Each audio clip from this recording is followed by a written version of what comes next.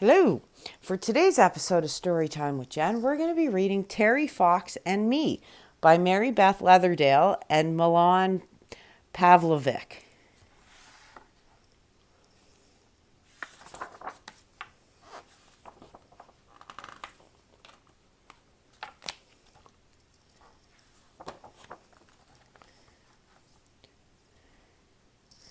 Every friendship starts somewhere.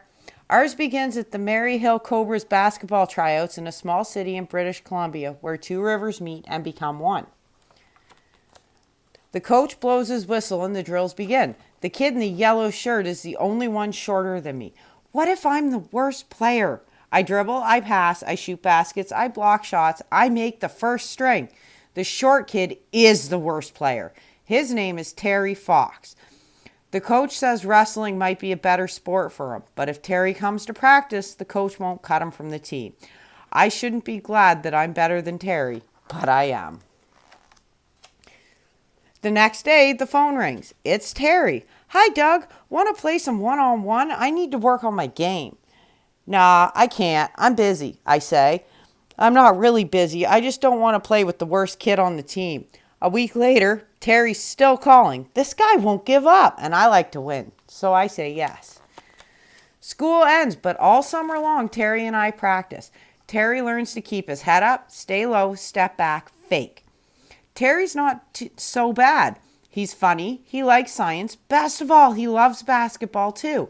Even though I beat him every game, he never complains. By the time school starts, Terry is good enough to be on the roster. One of the 12 best players on the team, and I have a new best friend. Before long, we're in high school. Terry grows taller than me. Now, when we play one-on-one, he beats me 21-0. I don't mind losing to Terry, though. Well, only a little. Terry and I don't hang out much anymore. He's busy with his new basketball teammates, going to parties and hanging out with friends. I'm busy too, training for the biggest cross-country race of my life, the provincial championships. Cross-country is the one sport Terry doesn't like. Maybe it's because he's always far behind me. The night before the championship, my mind is spinning. What if I start too fast and lose steam by the end?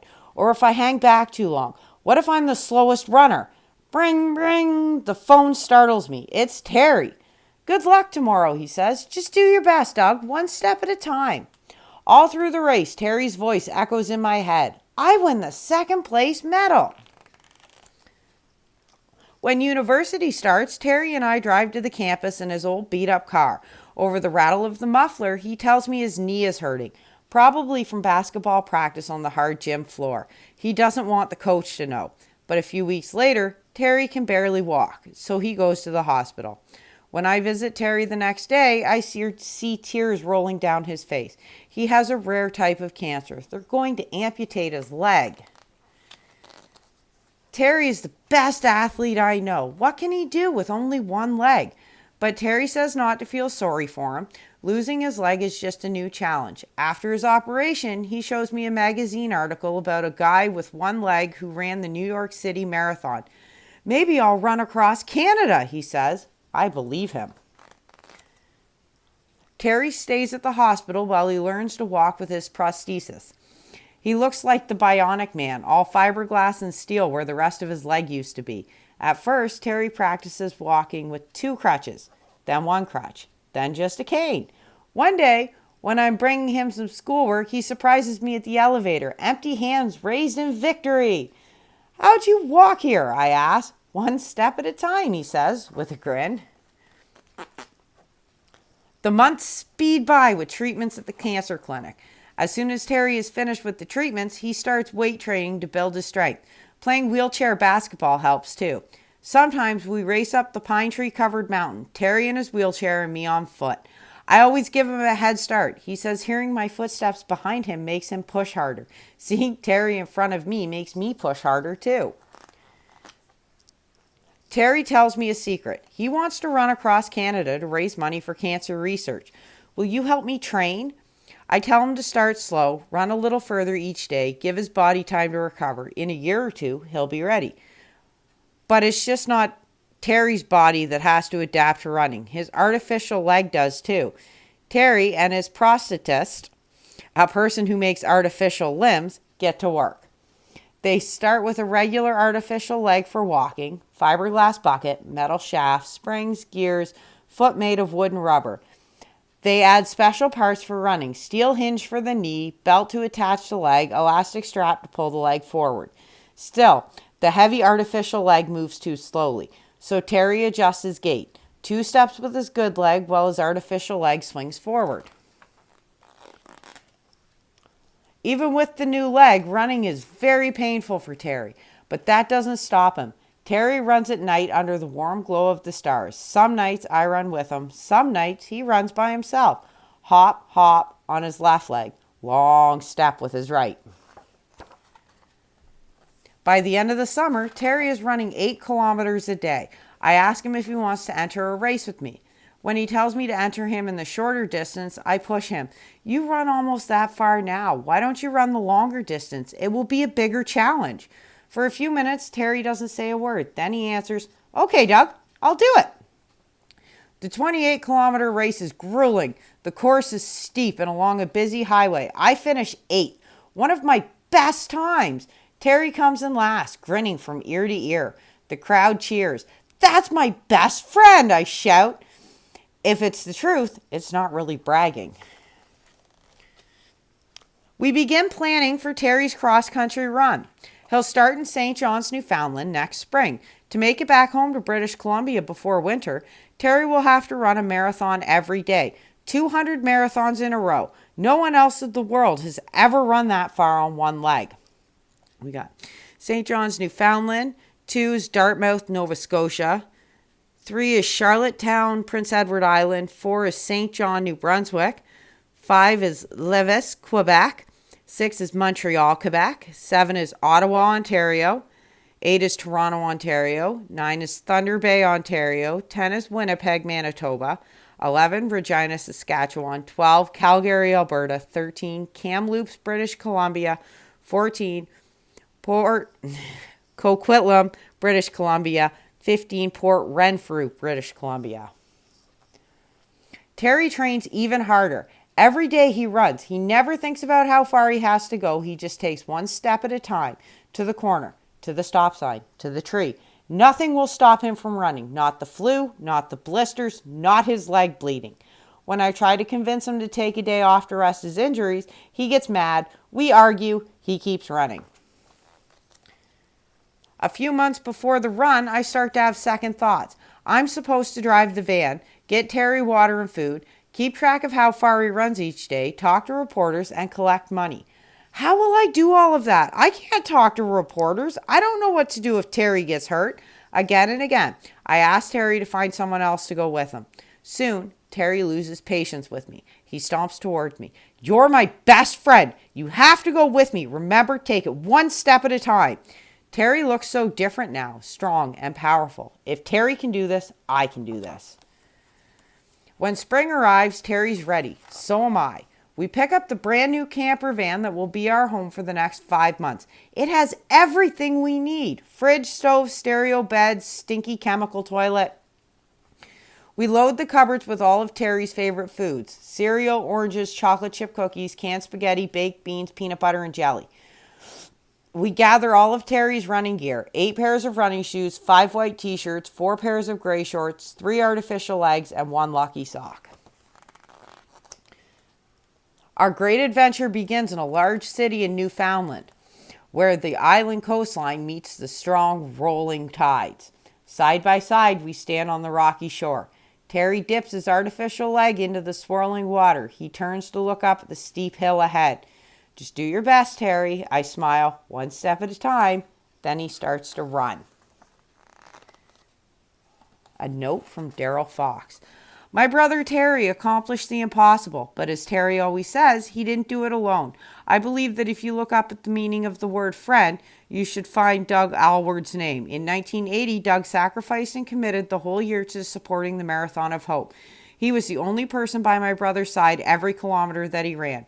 Doug received no payment. His reward was supporting his best friend and witnessing him run into history while helping those less fortunate.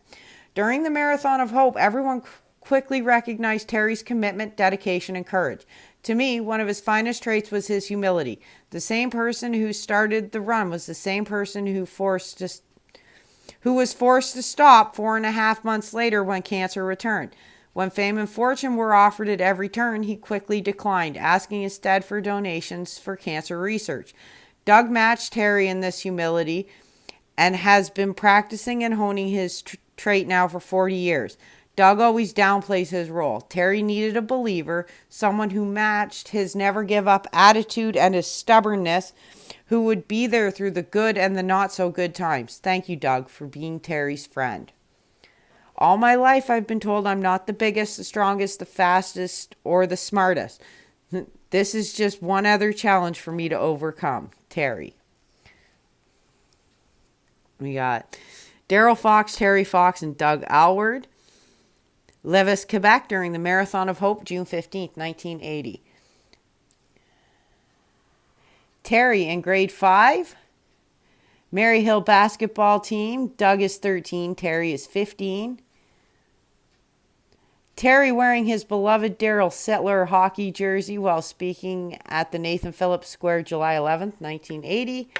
And Terry signing autographs in Northern Ontario, August 13th, 1980. A note from Doug Alward. When an ordinary guy who is your best friend does something incredible, it doesn't seem like such a big deal. I had seen Terry do amazing things his whole life. Terry always focused on what he could do with what he had. He set goals and he worked hard to achieve those goals. When he was a C student or poorly skilled at sports, he studied or practiced each day to get better. He hardly watched any TV and ate healthy vegetables and fruits. He listened to his parents' and teachers' suggestions. Eventually, he became an A student and good at running, soccer, basketball, and other activities. After his right leg was 80% amputated, Terry said to me, "Thank God I have 20% of my leg left. The doctor left just enough thigh muscle for me to be able to swing the artificial leg so I can run."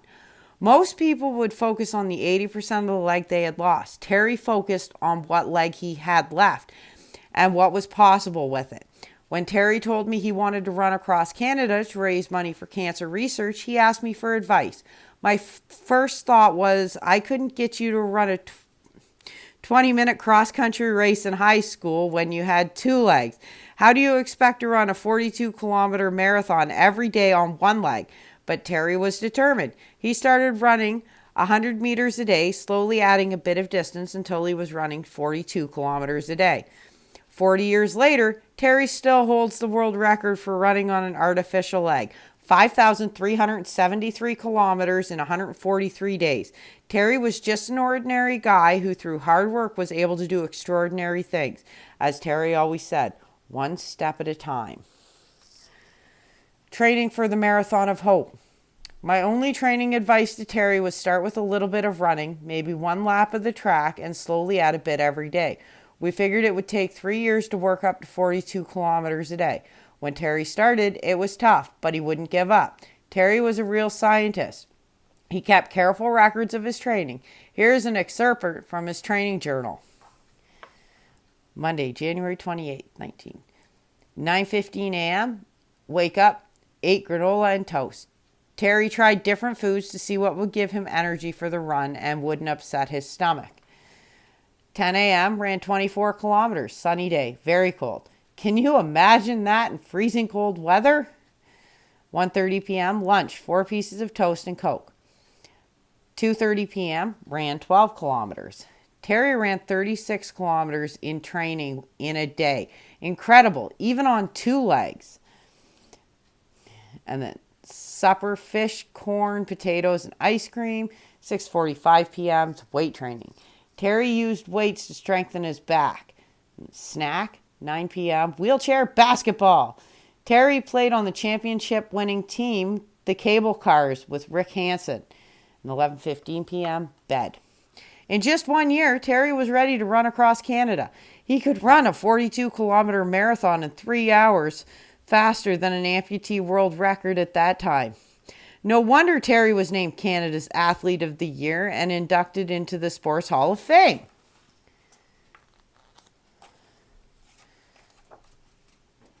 Timeline.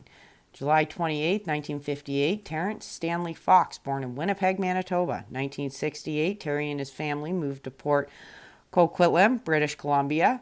1971, grade 8, Mary Hill Junior High basketball tryout. 1974, Terry and Doug started at Port Coquitlam High School. June 1976, Terry and Doug share Athlete of the Year award. September 1976, Terry and Doug begin studies at Simon Fraser University, Burnaby, British Columbia. March 3rd, 1977, Terry learns he has cancer. March 9th, 1977, Terry's right leg is amputated. Summer 1977, Terry begins playing wheelchair basketball. February 1979, Terry begins training to run across Canada. September 1979, Terry and Doug run 28 kilometers in the Prince George to Boston race. April 12, 1980, Terry and Doug begin the Marathon of Hope, St. John's, Newfoundland. September 1st, 1980, Terry ends his run outside of Thunder Bay, Ontario. June 28, 1981, Terry dies. Public memorials are held across the country and the funeral is broadcast on national television. September 13th, 1981, the first Terry Fox run is held, the beginning of what becomes an annual event. September 2020, the 40th anniversary of the Marathon of Hope. 3 million kids participate in a Terry Fox school run. More than $800 million have been raised in Terry's name for cancer research. Even if I don't finish, we need others to continue. It's got to keep going without me. Terry Fox. The end. That's it for today's episode of Storytime with Jenn. Don't forget to like and subscribe, and we will see you tomorrow.